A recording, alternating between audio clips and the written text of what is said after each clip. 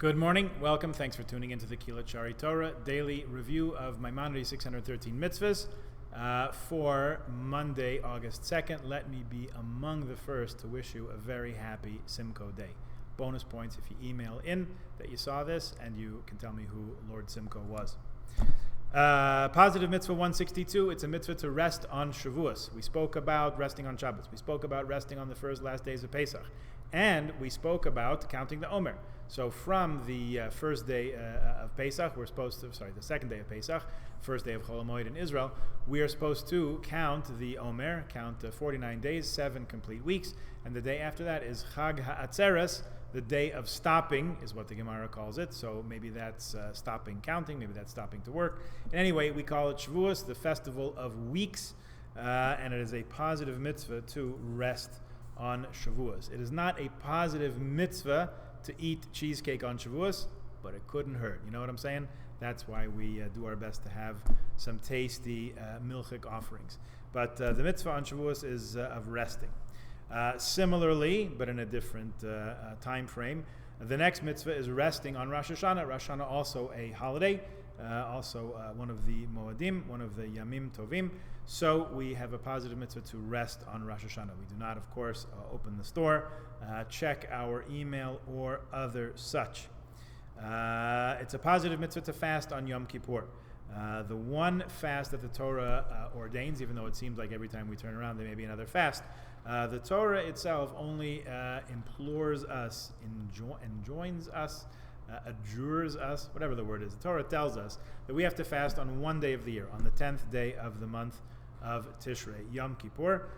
All the other fasts that you know of, Tisha B'Av, Shivas B'Tammuz, the 10th of Teves, and Tzom Gedalia, and Tainus Esther right before Purim, all rabbinically ordained. So that actually does change some of the leniencies with regard to people who have difficulty fasting, pregnant and nursing women, people of weak constitution, even people engaged in certain professions like teaching if they have trouble fasting and so on. But we are the most stringent with Yom Kippur, as everyone realizes, because it is the Torah's one injunction to us to fast through the year.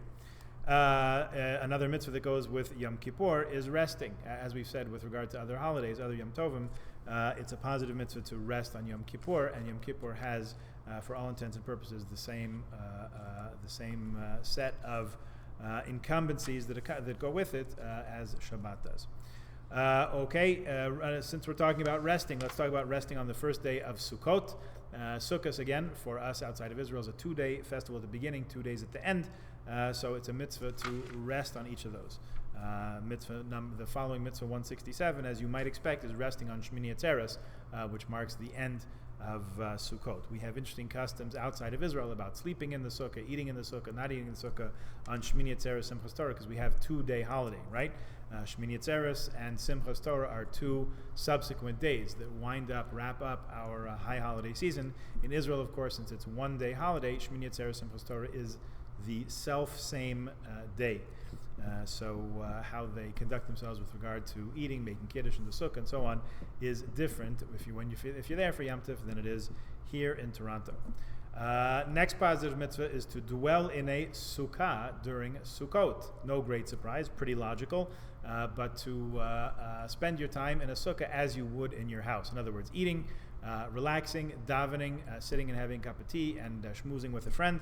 And there are indeed those who sleep in the sukkah, because the injunction is Teishvu Ke'ein Taduru.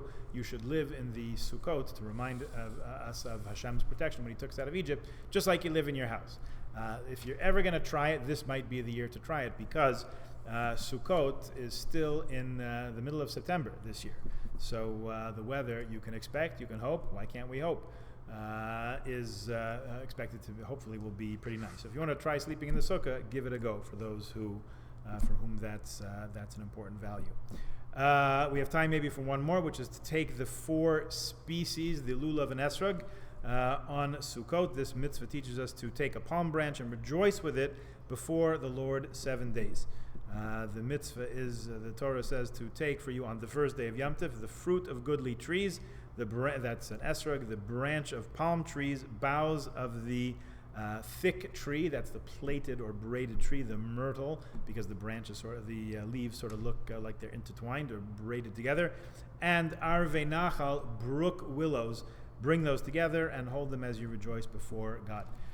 As always, we plan to make lulav and esrog available for anyone who wants to purchase one.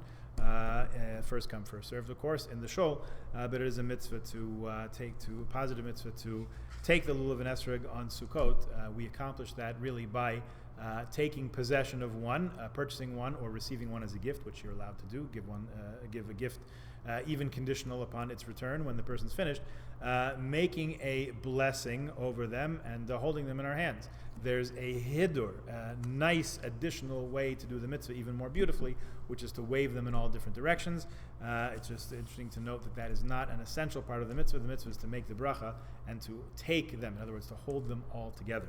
Someone who does that accomplishes the full mitzvah of the arba minim, of the four types of four species that the Torah instructs us. All right, please join us tomorrow. We will continue with some more mitzvahs. Have a good day.